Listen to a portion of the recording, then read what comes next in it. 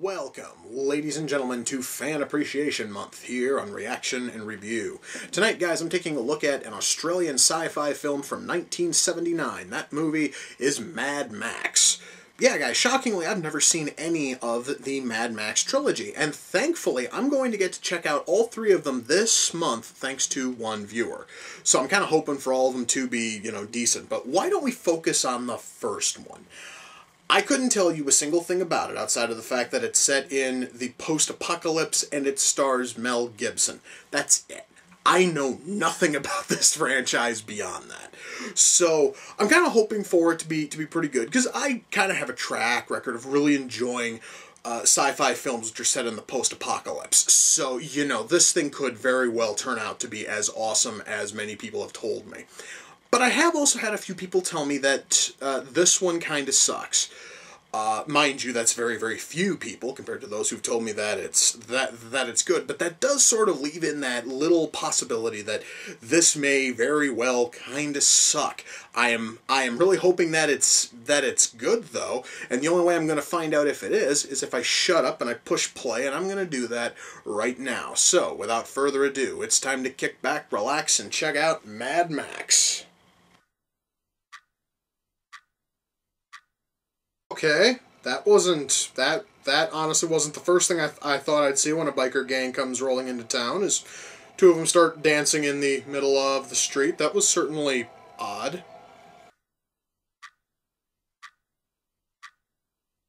Okay, guys, I know the movie is called Mad Max. I was totally expecting, Max to be the character who's completely out of his fucking skull. I was not expecting his partner Goose to be the one who seems a little bit more unhinged, you know what I mean? It just doesn't work for me when between Goose and Mad Max, Max is the straight man of the pair. That guy's just fucked up and wrong.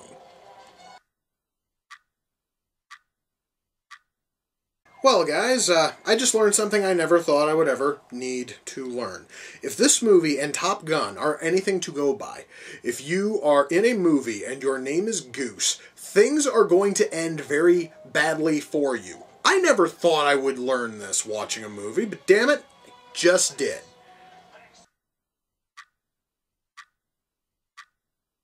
Okay, that was something I was not really expecting to see. I wasn't expecting to see a dog gutted and hanging from a tree. That was rather disgusting.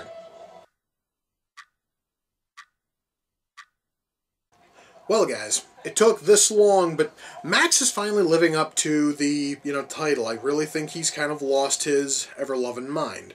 However, considering the circumstances he has gone through and all the situations he has dealt with throughout the course of this film, now honestly is the perfect time to go fucking nuts. So hey, that's cool. Well, guys, that was Mad Max, and wow, did that movie ever go out with a bang. And that pun really, really sucked. I'm gonna shut the movie off. Okay. Before I get into the review proper, I should mention, I was really expecting a lot of things from this, just basically a whole lot of things that I've seen referenced countless times, which I know are from the Mad Max movies.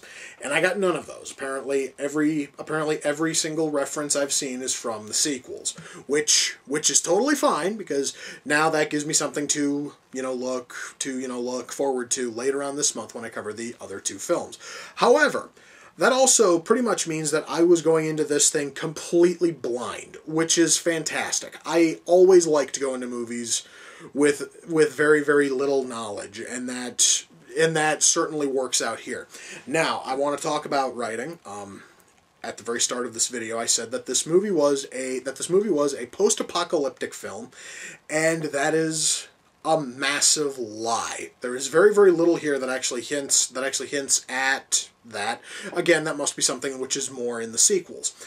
This thing is far less that and far more a very, very well-made revenge film. And I'm normally a fan of a whole lot of revenge films. However, there's something I noticed here which was a little bit different, and that was in the case of most revenge films, we usually see our main character go basically through everything that they are going to go through within the first half, and then the second half is them planning out and then getting vengeance on those who have wronged them. That honestly is kind of the formula which has made the revenge genre so cool.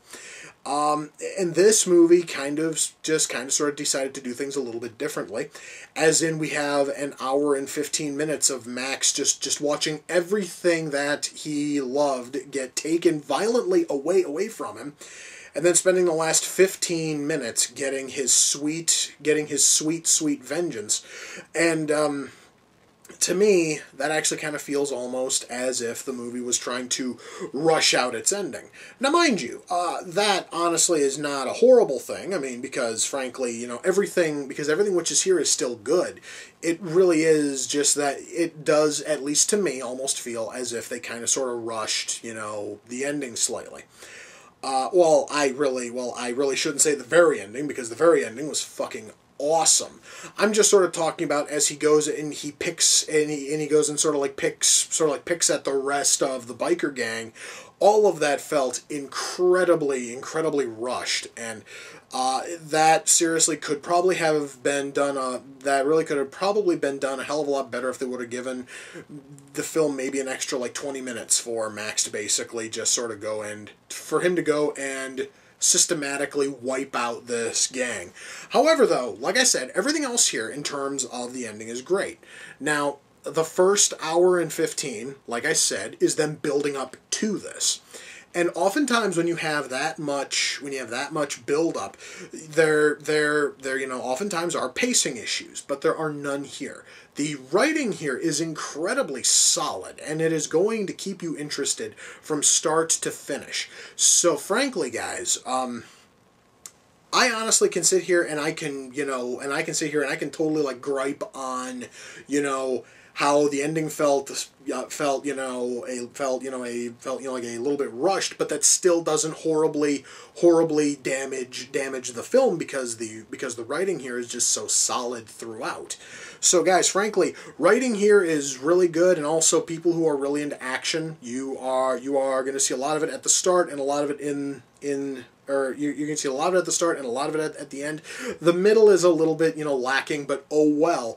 The middle, honestly, is just sort of where they dumped in all of the plot, and it works.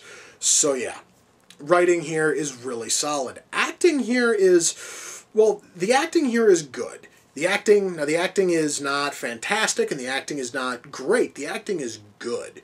And really, guys, the only actor who honestly kind of sort of, shines a little bit is Mel Gibson. However, though, that honestly is just simply, I think that is simply because out of the entire cast, he's the only cast member I actually know by name.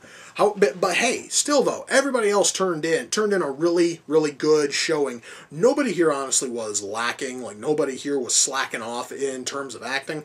The acting here is solid. The acting is not great, but the acting is certainly passable, and that seriously is the absolute least you can ask for if you want your movie to be good. Music. I actually want to talk about the music in this movie. The person who composed the score for this is late Australian composer Brian. His name was Brian May, and he turned in an absolutely spectacular score for this movie. The music is awesome. The music, guys, is just, it really is that perfect type of music where it is able to set the tone flawlessly. No matter what the tone for the scene is, Brian May was able to come in and put down an absolutely fantastic and beautiful track that worked perfectly with that scene. And really, guys, if there is anything in this film that just absolutely stands out, it is the music. So, you know, I am just going to say that, I'm going to say that right now. The absolute best feature of this film is its music. Now, special effects. I would like to say that special effects here, and or actually I'm not going to talk about special effects yet. I'm going to talk about the stunt work. I'm going to talk about the stunt driving.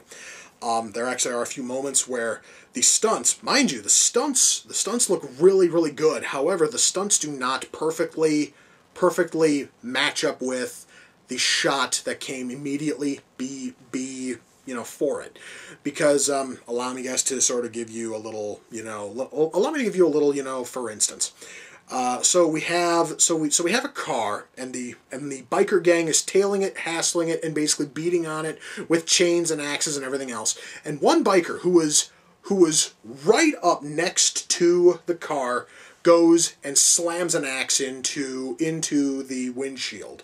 And then the very next shot, the bike vanishes, so that way the car is able to spin out. Now, I totally understand that is something which a lot of people are not going to notice. And you will see that a lot with a ton of the stunt shots, is that they do not hook up with the previous shot, and it may happen to throw a couple of people off. However, though, that actually is something which you are supposed to try to fix when you're filming, is you want to make sure that those shots match up. So just basically, in that way, the movie flows, perfectly. There is also one other case of stunt work where right towards the end, a biker is basically just barreling down on Max, and he shoots him with a sawed-off. Max shoots the biker with a sawed-off, and you can see the wire behind the biker yanking him off. Now, I have no idea if that is just something which popped up on the Blu-ray because the picture is so clear, or if that's something that you could see on the DVD or VHS of this thing.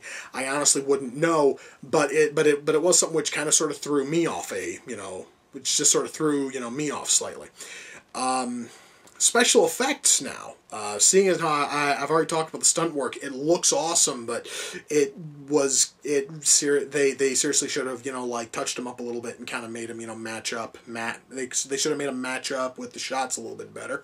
Special effects, there are very few, outside of basically a handful of small things exploding, makeup for a couple of shots. There really isn't much here in terms of special effects, and what is here is really decent. So honestly, guys, now we do have that. Ultimately, when all is said and done, am I able to recommend Max? Yeah, it seriously is a decent film. I really am looking forward to the sequels. I'm kind of wondering how they turned this into a post-fucking apocalyptic thing, but I will find out when I cover the second movie. Now, because this is Fan Appreciation Month, Mad Max came off the Amazon wish list.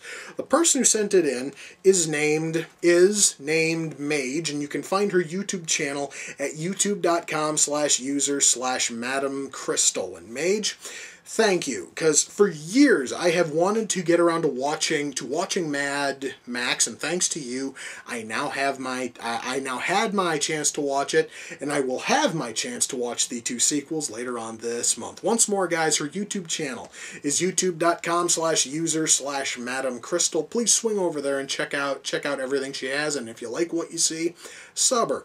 Now, as for me, I genuinely thought this thing was going to be a post fucking, this was going to be like a post-apocalyptic thing. I kind of sort of have to get that out of my system.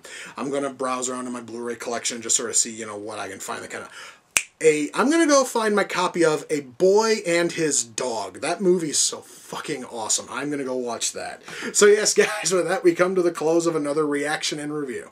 Until next time, ladies and gentlemen, take care, and I will see you all in the near future. Peace.